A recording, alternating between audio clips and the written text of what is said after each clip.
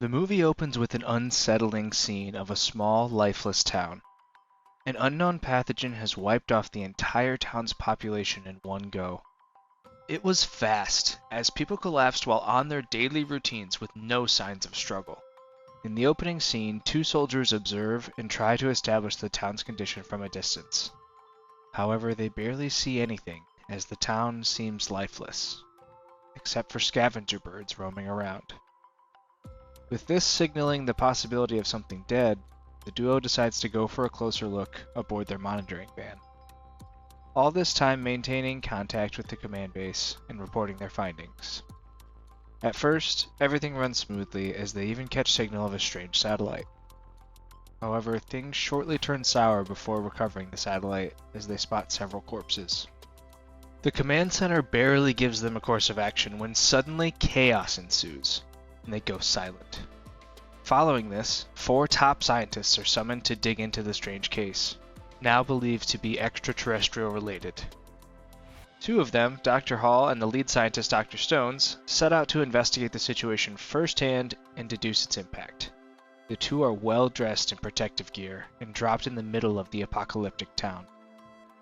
The 2 walk around in astonishment, discovering corpses all over with no sign of any survivors. They soon come across the monitoring van and assume control of it to trace the satellite. However, they make a discovery after observing the absence of bloodstains on the corpses. They are further shocked when they make an incision and blood falls out as a powder, leaving them perplexed. In the meantime, they confiscate the satellite after tracking it down and prepare to evacuate. However, their attention shifts when they come across a crying baby as their first survivor. After picking him up, they prepare to evacuate, only to be attacked by a drunk man who blames them for the catastrophe. With now 2 survivors, they immediately set out to join their colleagues and launch their research. The team congregates in a private government establishment called Wildfire for the mission.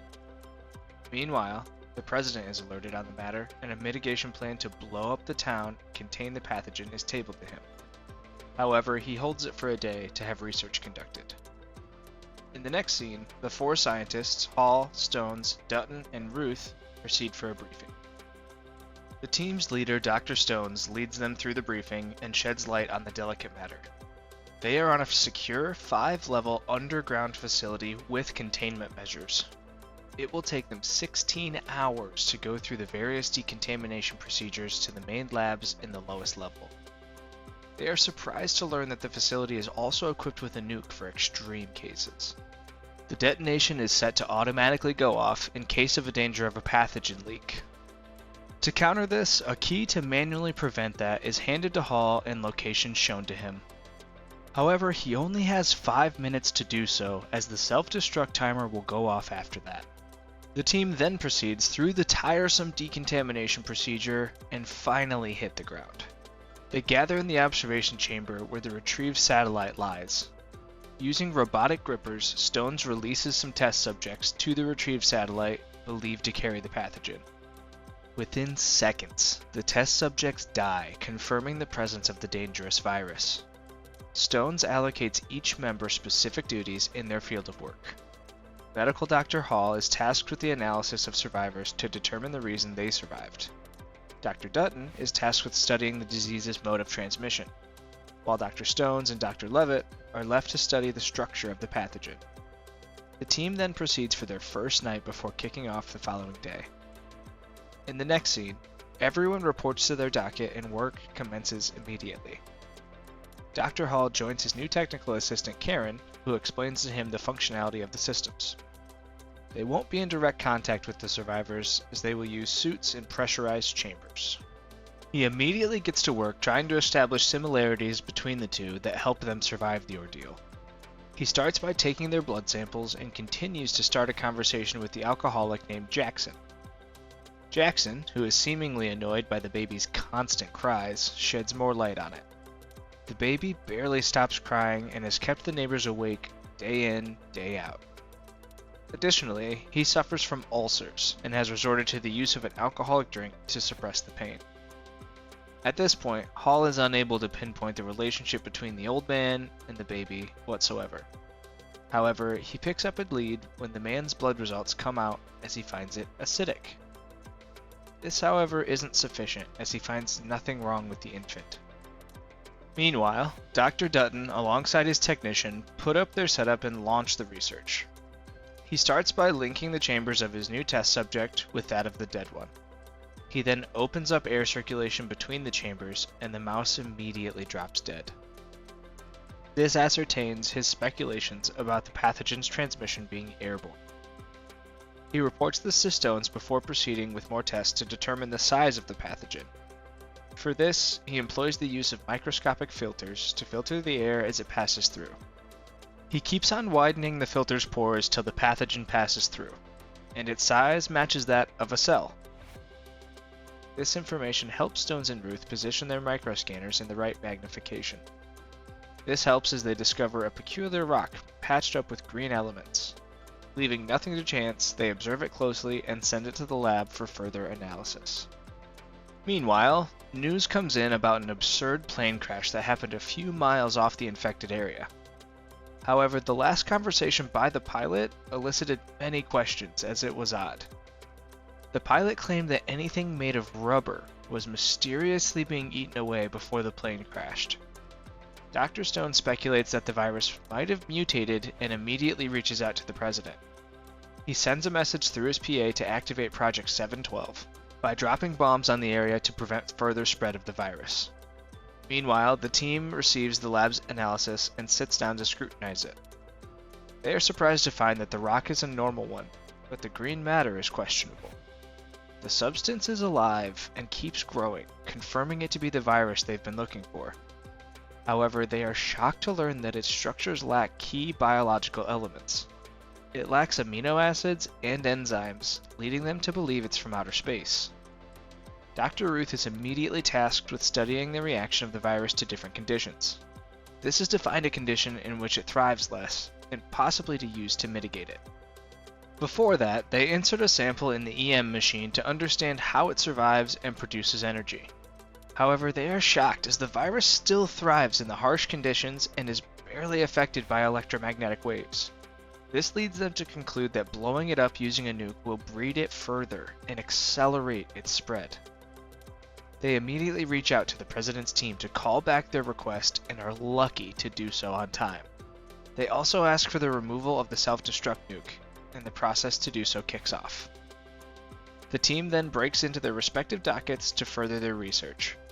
Dr. Ruth is the first to table her presentation, which reveals that the virus does poorly under oxygen supply. On the other hand, Dr. Hall applies a concept that Karen barely puts up with. He directs her to not feed the kid, but to let him cry more. He then asks her to take the blood samples for analysis as the kid does so. Back to Stones, he compiles their findings and deduces that the virus might be mutating very fast. Just then, an alarm goes off, and an announcement is made of a possible leak in Dr. Dutton's chamber. His chamber is automatically sealed, and Stones tries to neutralize the situation by pumping oxygen into the chamber. This keeps him alive, but he is shaken to the core, knowing the looming danger. With the alarm going off, people panic, and everyone rushes out of their chambers. Dr. Ruth, who is epileptic but told no one, experiences a seizure on seeing the flickering red alarm lights. Luckily, Dr. Hall comes to her aid and leaves Karen to give her an injection while he joins Stones. The two brainstorm, and Hall manages to figure out the relationship between the duo. While Jackson's blood was acidic, the kid's blood on the other hand was alkaline, due to its constant crying. This means that the virus can only survive within a narrow range of pH. He quickly plots this on a graph, and his hypothesis is confirmed. He applies this on Dutton and directs him to breathe rapidly, as this will consequently alter his blood pH. Thinking they are in control, things turn for the worse as the virus mutates further and starts attacking their indestructible gaskets, making the seals. This leads to a total shutdown as the system prevents further spread of the virus to the subsequent floors. Following this, Hall has 5 minutes to stop it, but is faced with difficulties. He can barely move across the floor as every compartment gets sealed off. Luckily, Stones has the facility's blueprints at his fingertips and all the escape routes. The plan is to get Hall on the upper floors that aren't sealed yet, to save them and humanity at large. Detonation of such a large magnitude would release thousands of the virus mutations and make it impossible to fight it. Stones immediately directs him to a service duct to get him to the central core and help him go up. He then heads over to the control room to monitor and guide him. The core is fitted with sensors to detect movement of stray animals and neutralize them. Hall rushes over to Jackson's room where the duct is situated and gets his suit cut loose. He sets out into the core and a gas is released, prompting him to act fast and move up. Sensors detect his movement and activate lasers to shoot down the detected animal. Luckily, the lasers are developed to eliminate small animals, which would not be fatal to Hall. He successfully makes it to level 4, but finds it already sealed and goes on to level 3. Time, however, isn't on his side, with only 3 minutes remaining.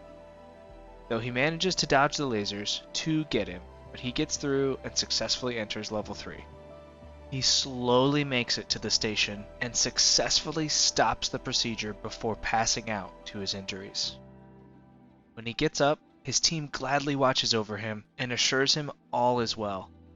Thanks to his discovery, they employ it to lead the virus into alkaline seawater, which will kill it. In the closing scene, Stones announces that the project was a success. He adds that research is still ongoing to strengthen them and prepare them for such future ordeals.